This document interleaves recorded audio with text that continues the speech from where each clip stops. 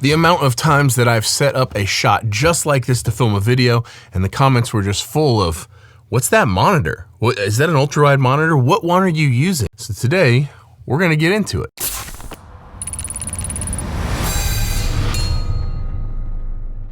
Hey everyone, I'm Cole Caparoon. Thank you for stopping by for another video. This is gonna be a short and sweet one, not sponsored.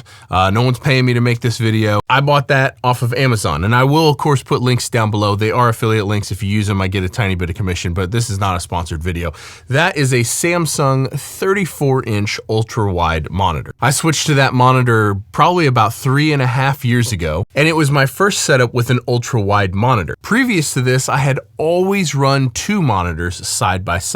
But the problem that I was running into is when I switched to this desk really is I couldn't fit the two monitors and a set of speakers on both sides, and it fit like the stereo image, like the speakers were not in the right spot when I was running two separate monitors. So I went on the hunt for whatever the widest monitor was that I could use while still being able to put speakers here in the correct spot. And it is a fantastic monitor. It's just wide enough to set two windows up so you can have an edit window and a mix window, which is how I used to run when I had two separate monitors. I'd always have an edit window on one side, mix window on the other. It's just wide enough to kind of do that, but I've grown more used to just using the shortcut command to switch back and forth between Windows and Pro Tools, and the extra real estate when editing is real nice, and the extra real estate when mixing is real nice. Being able to see that many faders is pretty awesome. So some of the specs, it's a 75 hertz refresh, which is just, it's fine for me, for Pro Tools, for what I'm doing. The resolution is 3440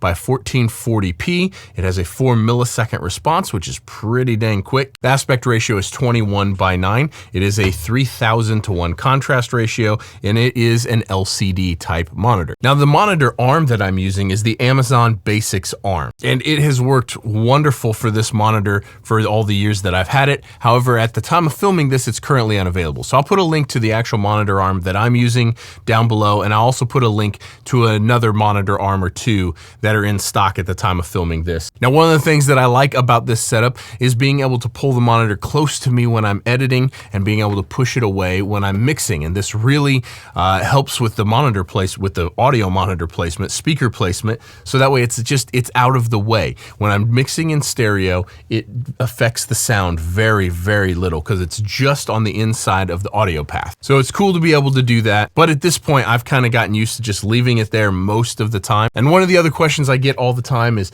doesn't that affect your center channel for mixing in Atmos? And yes, it does. We had to tune the center channel with the monitor in place and tune around it to try to get around some of the problems with the monitor.